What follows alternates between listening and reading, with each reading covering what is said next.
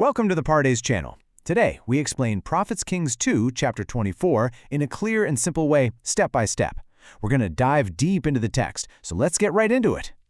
Okay, so to set our brief context here, we find ourselves in the final, really turbulent days of the Kingdom of Judah. The once mighty Assyrian Empire has fallen, and there's a brand new superpower that's risen up in the east, Babylon. We're literally watching as the shadow of this massive Babylonian empire falls over Jerusalem. But, this geopolitical crisis, it isn't just about military might or shifting borders. The text is clear that this is happening due to the lingering consequences of King Manasseh's past actions, specifically his history of filling Jerusalem with innocent blood, which had deeply corrupted the nation. So in this explainer, we are going to look strictly at the biblical text, going step by step to see exactly how this tragic downfall unfolds on the ground. Here is our roadmap for today. We'll start with Jehoiakim and the raiders, move to Jehoiachin surrendering to Babylon, cover the plunder and the exile, see how Zedekiah's rebellion begins, pull out some key ideas and lessons, and wrap up with a summary of the entire 24th chapter. Let's start with section 1, Jehoiakim and the raiders. Right off the bat in verse 1, King Jehoiakim faces immediate trouble. Nebuchadnezzar, the king of Babylon, invades the land, and Jehoiakim becomes his vassal for 3 years. Now, a vassal is simply a subordinate ruler who pays tribute to a greater king just to keep the peace. But then, and the text doesn't explicitly tell us why, Jehoiakim just changes his mind and rebels against Nebuchadnezzar. We aren't given his political reasoning, but that single decision brings devastating, immediate consequences. Step by step, verse 2 tells us that the Lord sent various regional raiders to destroy Judah. Notice this wasn't just a single Babylonian army marching on the city. Nebuchadnezzar utilized auxiliary forces from neighboring nations. So he sent his Babylonian troops, sure, but also Arameans from the north and Moabites and Ammonites from the east. Surrounding Judah with these traditional local enemies was a deliberate strategy to just exhaust and bleed the kingdom dry. And the text specifically notes this diverse coalition was sent to destroy Judah, directly fulfilling the warnings given by his servants, the prophets. This wasn't some random accident of history, it was a promised outcome happening in real time. Now, as we study this, it's absolutely crucial that we stick to the Peshat, which is the clear, literal, and basic historical meaning of the text.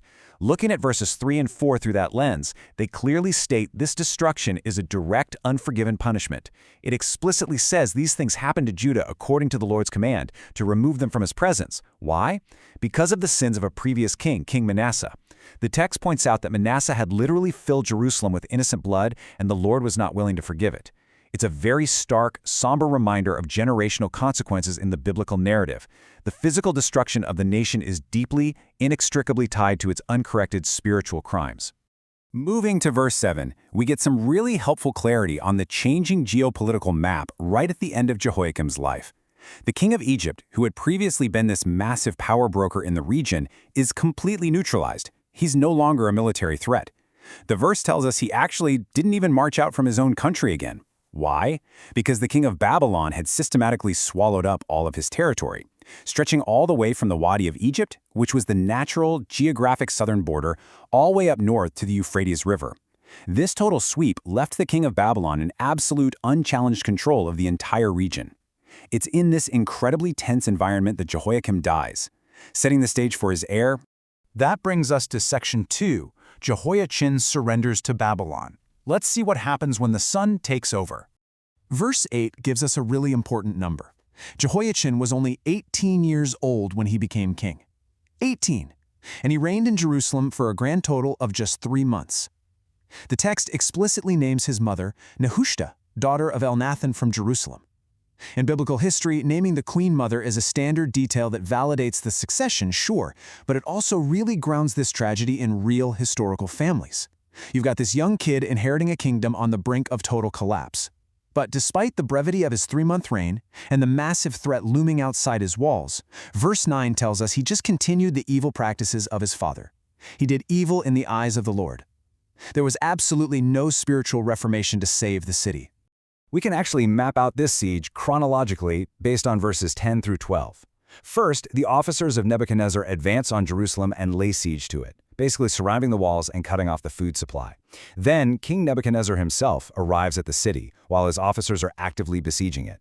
Seeing the absolute futility of the situation, they were totally trapped. King Jehoiachin, his mother, his attendants, his nobles, and his officials all just walk out and surrender to him. It's a complete, unconditional capitulation of the entire royal court. And the text gives us a precise historical marker for this catastrophic event. Jehoiachin was taken prisoner in the 8th year of the reign of the king of Babylon.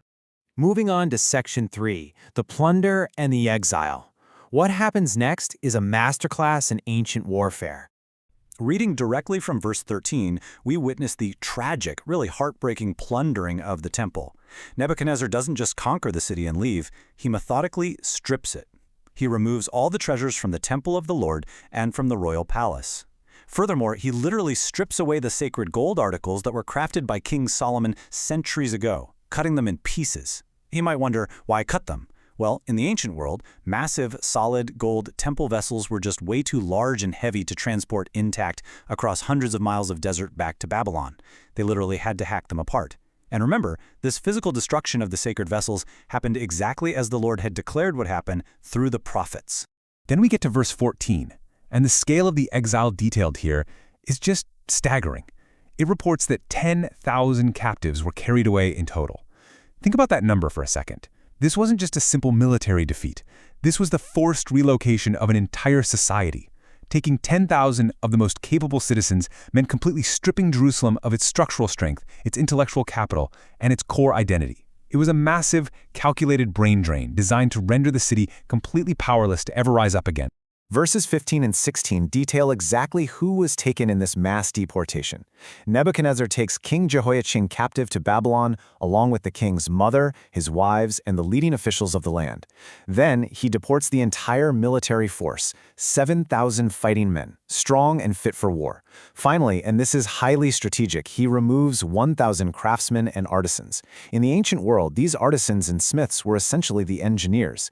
They were the guys who could forge iron swords, build chariots, and fortify stone walls. So by taking the soldiers and the engineers to Babylon, Nebuchadnezzar ensures that the poorest people left behind cannot possibly mount a rebellion or rebuild their defenses. It's a brutal, brilliant strategy. This brings us to Section 4, Zedekiah's rebellion begins. With the power vacuum completely emptied out, Babylon sets up its final puppet. In verse 17, the king of Babylon installs Jehoiachin's uncle Mattaniah as a vassal king to rule over the poorest people who remained.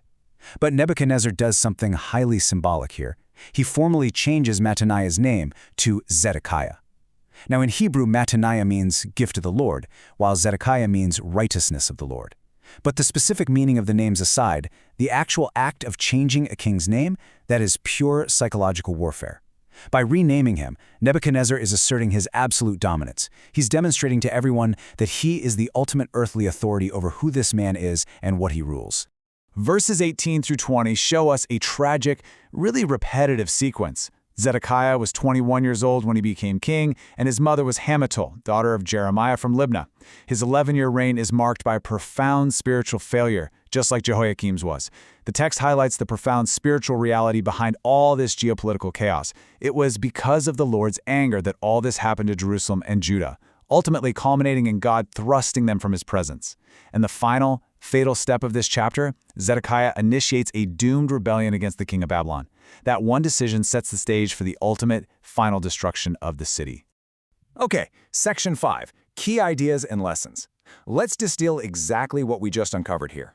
Keeping strictly to the simple, plain text, a few powerful concepts become incredibly clear. First, the prophet's warnings were not metaphors. The destruction came exactly, literally, as proclaimed. Second, the national consequences for Judah directly follow the actions of its leadership. We're talking about the lingering, unforgiven debt of Manasseh's violent sins, which was then compounded by the ongoing evil of his successors. Finally, the literal exile of the fighting man and craftsman, that was not random chaos. It was a highly deliberate, systematic strategy by Babylon to dismantle the very fabric of Judean society so they could never rebuild.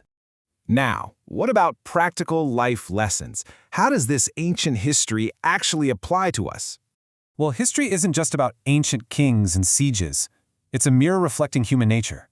Just as Manasseh's shedding of innocent blood brought ruin upon the nation long after his physical death, we are reminded that our present actions cast a very long shadow.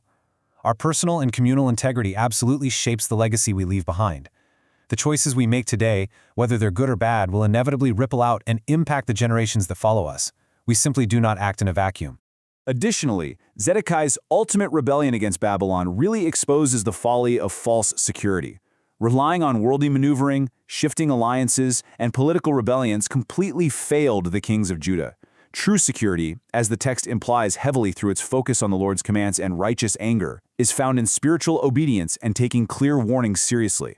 When the spiritual foundation of a society or even a person is rotten, the physical walls just cannot stand.